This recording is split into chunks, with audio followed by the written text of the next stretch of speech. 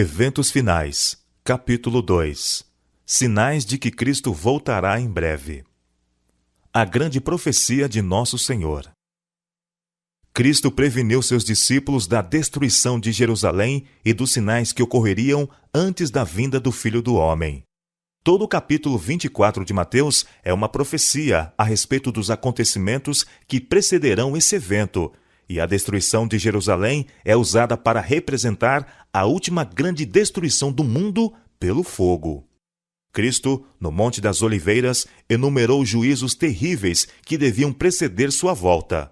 E ouvireis de guerras e de rumores de guerras, porquanto se levantará nação contra nação e reino contra reino, e haverá fomes e pestes e terremotos em vários lugares. Mas todas essas coisas são princípio de dores. Se bem que essas profecias tivessem tido cumprimento parcial na destruição de Jerusalém, aplicam-se mais diretamente aos últimos dias. Sinais nos céus. Ao fim da grande perseguição papal, declarou Cristo: o sol se escureceria e a lua não daria sua luz. Em seguida, cairiam as estrelas do céu. E ele diz: aprendei, pois, esta parábola da figueira. Quando já os seus ramos se tornam tenros e brotam folhas, sabeis que está próximo o verão. Igualmente, quando virdes todas estas coisas, sabei que ele está próximo às portas. Cristo deu sinal de sua vinda. Declara que podemos conhecer quando ele está perto, às portas. Ele diz daqueles que veem estas cenas: não passará esta geração sem que todas estas coisas aconteçam. Estes sinais apareceram. Agora sabemos com certeza que a vinda do Senhor está às portas. Sinais na terra. Declara Jesus: e haverá sinais no sol, na lua e nas estrelas, e na terra angústia das nações. Os que contemplam estes prenúncios de sua vinda devem saber que está próximo, às portas. As nações estão agitadas. Tempos de perplexidade se acham diante de nós.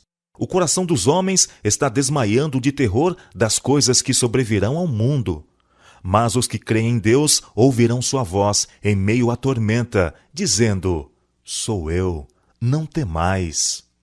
Estranha e momentosa história está sendo registrada nos livros do céu. Eventos que, segundo me foi declarado, precederão de perto o grande dia de Deus. Tudo no mundo está em agitação. Falsos profetas. Como um dos sinais da destruição de Jerusalém, Cristo havia dito: e surgirão falsos profetas, e enganarão a muitos. Ergueram-se falsos profetas, enganando o povo, e levando grande número ao deserto. Mágicos e exorcistas, pretendendo um miraculoso poder, arrastaram o povo após si, às solidões das montanhas. Mas esta profecia também foi dada para os últimos dias. Este sinal é o indício do segundo advento. Encontraremos falsas pretensões, erguer-se-ão falsos profetas, haverá falsos sonhos e visões falsas. Pregai, porém, a palavra, não vos desvieis da voz de Deus em sua palavra. Têm-me sido mostrados muitos que pretenderão ser especialmente ensinados por Deus e tentarão levar outros, e por erradas ideias de dever empreenderão uma obra que Deus nunca pôs sobre eles.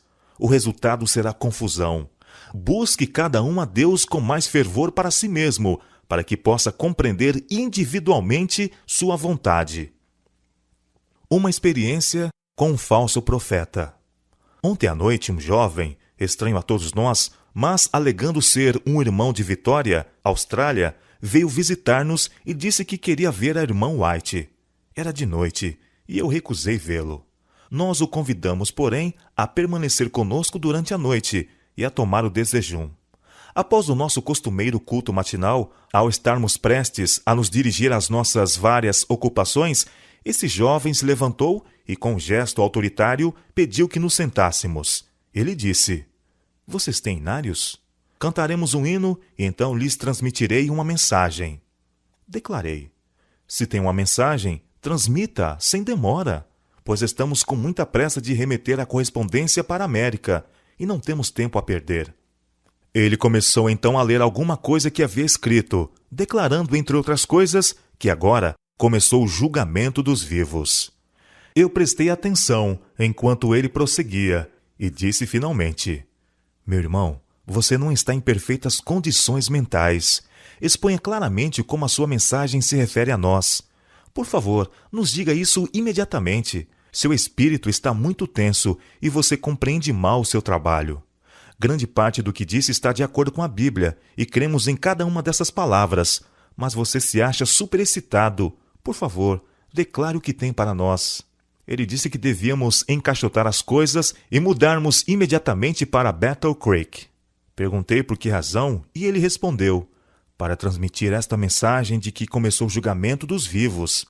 Repliquei: a obra que o Senhor nos deu para fazer ainda não está terminada. Quando nossa obra aqui estiver concluída, teremos certeza de que o Senhor nos fará saber que chegou a ocasião de nos mudarmos para Battle Creek, em vez de mostrar-lhe qual é o nosso dever. Deixei que o irmão Starr continuasse a falar com ele, enquanto eu reassumia o meu trabalho de escrever. Ele disse ao irmão Starr que quando a irmã White lhe falou tão bondosamente, mas com tanta autoridade, começou a ver que cometera um erro e que as impressões que o haviam incitado tão vigorosamente não eram coerentes ou razoáveis. Embora nossa família seja grande, compondo-se de 10 membros, além de 3 visitantes, decidimos deixar que este jovem fique conosco durante algum tempo. Não podemos permitir que vá ter com pessoas que o tratem asperamente e o condenem. Nem desejamos que repita suas revelações. Queremos que permaneça por um pouco de tempo onde possamos comunicar-nos com ele e, se for possível, conduzi-lo a caminhos seguros. Glutonaria e intemperança. A glutonaria e a intemperança constituem o fundamento da grande depravação moral em nosso mundo. Satanás está ciente disso e tenta constantemente a homens e mulheres para que condescendam com a gula à custa da saúde e mesmo da própria vida. Comer, beber e vestir-se tornam-se o alvo da vida para o mundo. Tal estado de coisas existia antes do dilúvio, e este estado de dissipação é uma das marcantes evidências da breve terminação da história terrestre.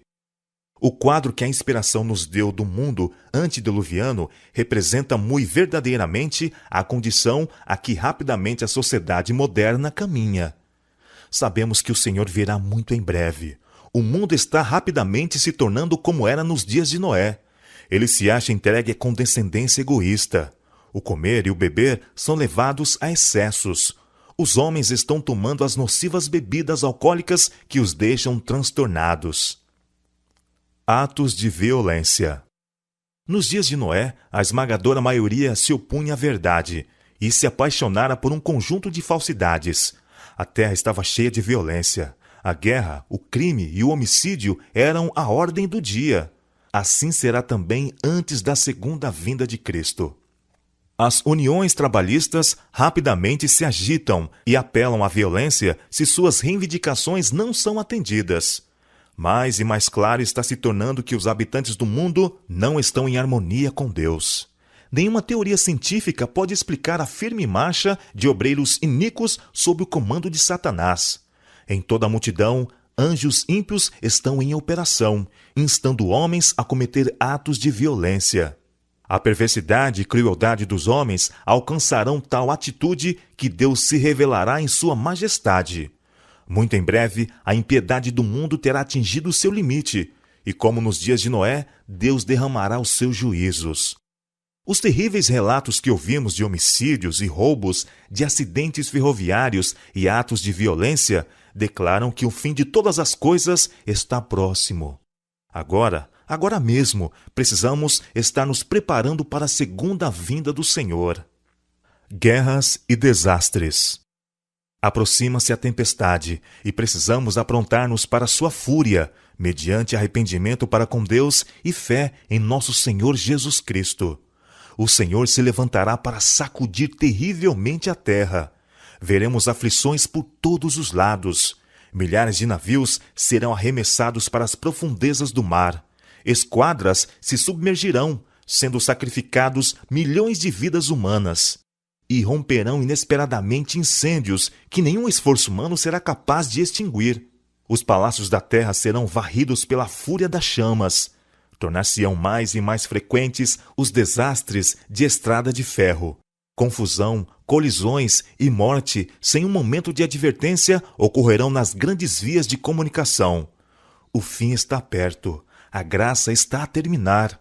Oh, busquemos a Deus enquanto se pode achar. Invoquemo-lo enquanto está perto. Nas últimas cenas da história terrestre, graçará a guerra.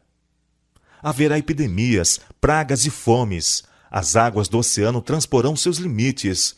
Propriedades e vidas serão destruídas pelo fogo e por inundações. Deveremos estar nos preparando para as mansões que Cristo foi preparar para os que o amam.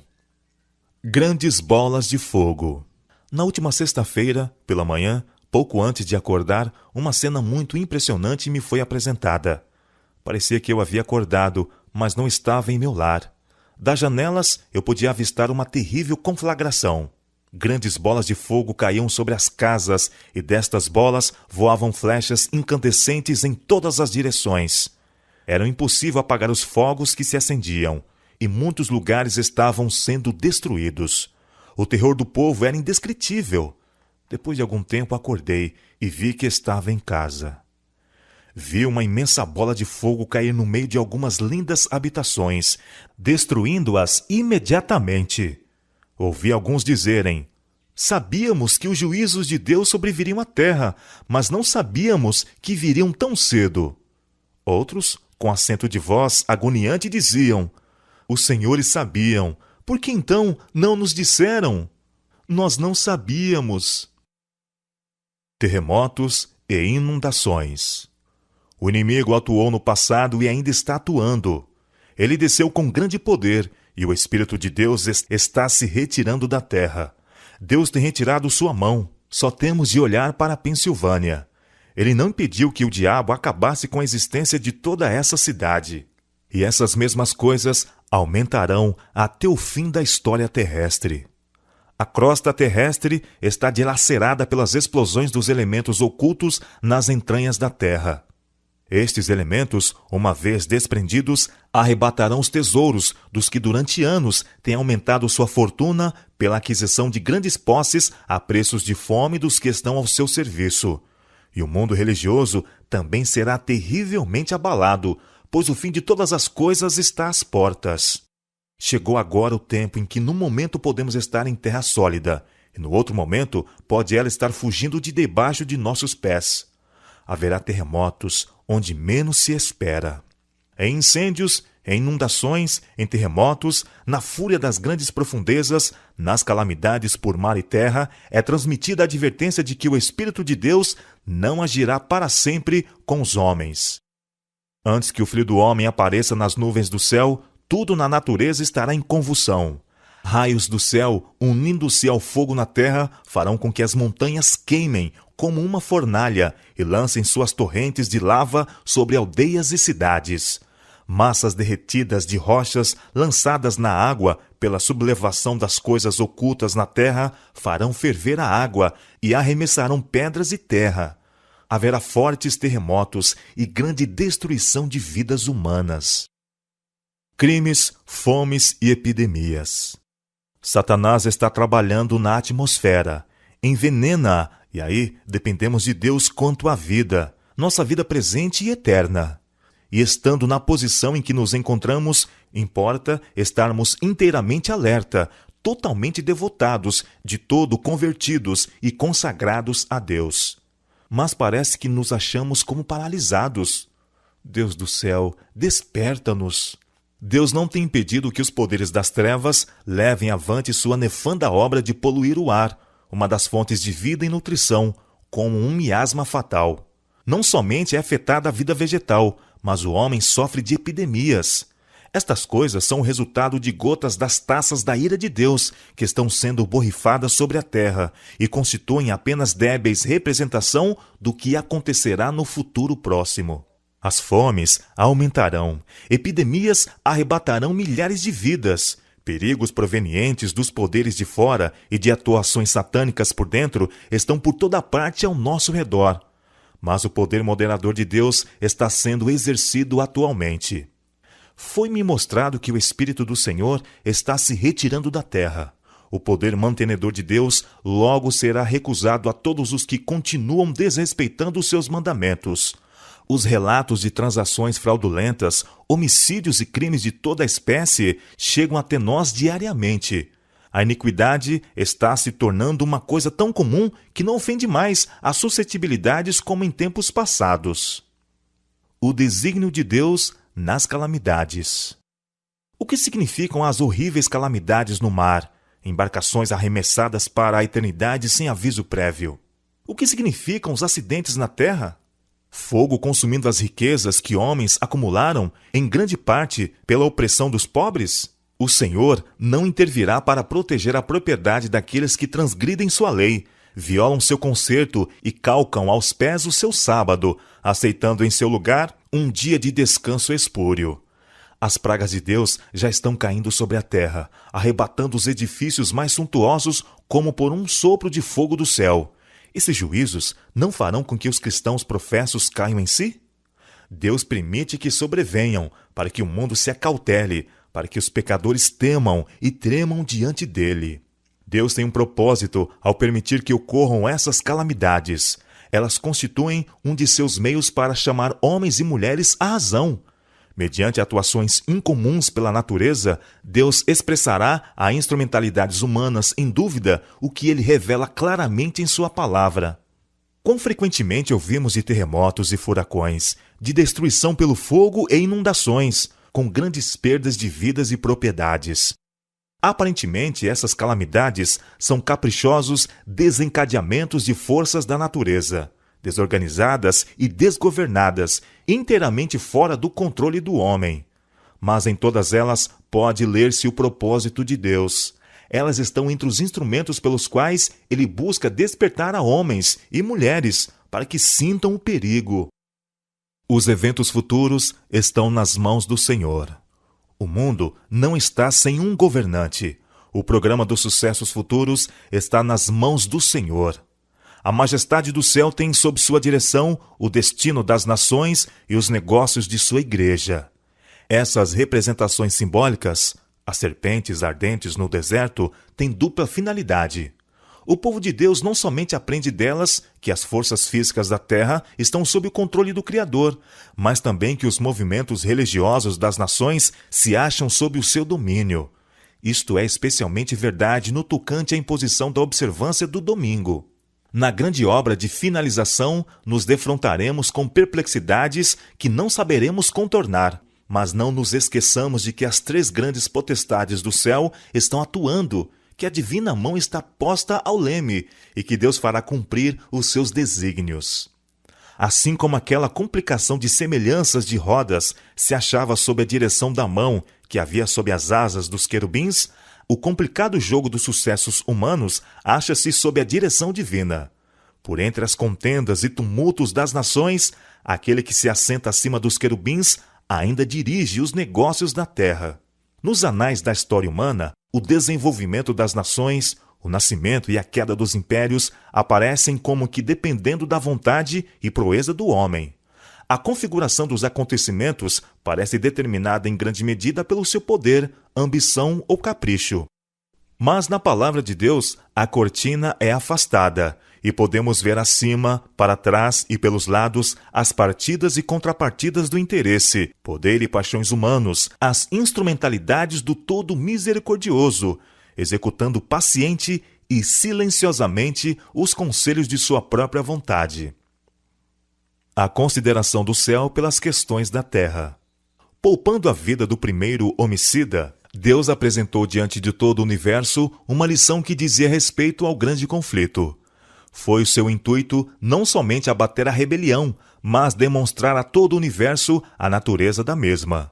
Os santos habitantes de outros mundos estavam a observar com mais profundo interesse os acontecimentos que se desenrolavam na Terra. Deus tem consigo a simpatia e a aprovação do universo inteiro, enquanto passo a passo seu grande plano avança para o completo cumprimento. O ato de Cristo, ao morrer pela salvação do homem, não somente tornaria o céu acessível à humanidade, mas perante todo o universo justificaria Deus e seu Filho em seu trato com a rebelião de Satanás. Todo o universo está observando com inexprimível interesse as cenas finais da grande controvérsia entre o bem e o mal. Nosso pequenino mundo é o livro de estudo do universo.